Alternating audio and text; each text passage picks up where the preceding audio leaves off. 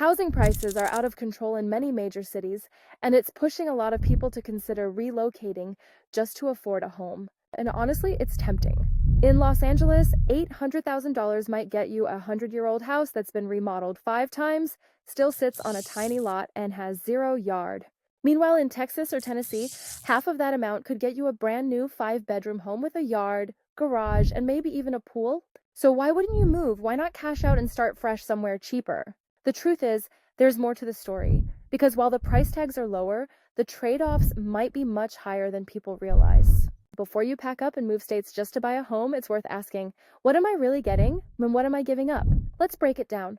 Let's look at the numbers. You move from San Diego to a suburb in Texas and cut your mortgage in half. Great. But now your property taxes are 2 to 3 times higher, and home insurance could be triple what you're used to, especially with flood, tornadoes, or hurricane exposure.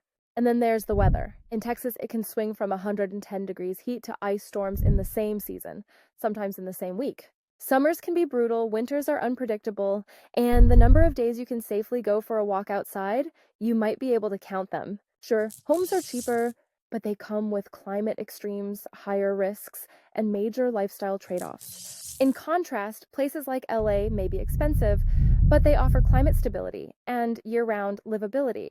So ask yourself, are you chasing affordability or stepping into a different kind of cost? There's one more thing to consider: long-term value and safety.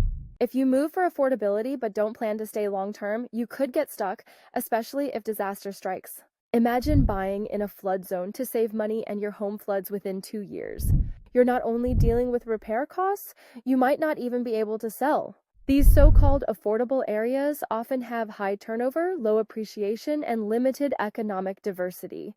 They're not inherently bad, but they're not always stable either. Before you move, ask yourself if you would still want to live there if prices were the same as where I'm leaving. Don't let cheap homes distract you from why they're cheap in the first place.